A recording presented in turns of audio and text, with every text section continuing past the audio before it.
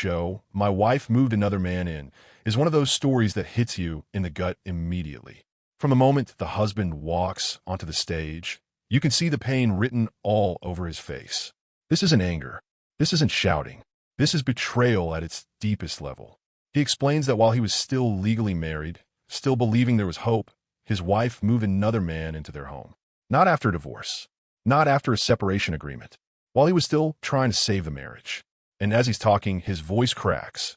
Not because he wants sympathy, but because he genuinely can't understand how someone he loved could replace him so easily. Steve listens quietly at first, letting the story breathe. That silence is powerful, because sometimes the facts speak louder than any yelling.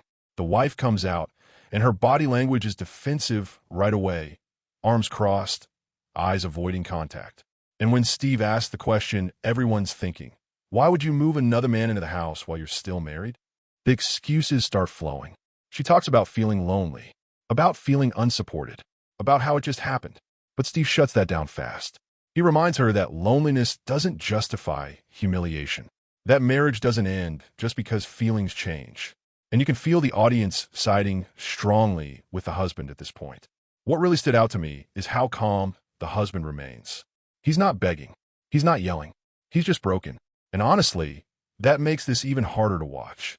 Steve points out that this isn't just cheating, it's displacement. Replacing someone in their own home is a different level of cruelty. By the end of part 1, Steve hints that there's more going on, possibly lies about when the relationship started, or how long this other man has really been around. And you can see the wife start to shift in her seat. Because when Steve smells deception, it usually means the truth is about to come out in a very uncomfortable way. Takes everything from the first half and pushes it straight into confrontation. Steve returns to the stage with a much firmer tone. This isn't about emotions anymore. This is about accountability. He starts pressing the wife on timelines. When did she meet this man? When did he move in? And how long had the marriage already been falling apart? Her answers don't line up.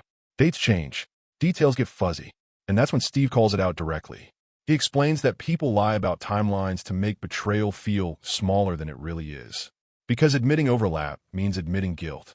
The husband finally speaks up again, and this time his calm cracks. He talks about walking past his own house and seeing another man's car parked there. About realizing he was replaced, not emotionally, but physically. That moment is devastating. You can hear the audience react, not loudly, but collectively. Everyone understands how violating that must feel. Steve turns to the wife and asks a simple but brutal question. Did you ever think about how this would affect him? And she doesn't answer right away. That pause says everything. When she finally responds, it's clear she's been thinking more about her own happiness than the damage she caused. Then comes one of Steve's strongest messages of the episode. He explains that moving on is one thing, but rewriting history and pretending someone didn't matter is another. You don't get to erase a marriage just because you found someone new. By the end of the episode, there's no reconciliation. No miracle ending. Just truth. The husband looks hurt, but also validated. The wife looks exposed. And Steve makes it clear that respect doesn't end when love fades. This episode isn't just about infidelity. It's about dignity. And watching it reminds you that sometimes the most painful betrayals aren't loud. They're quiet, calculated, and devastating.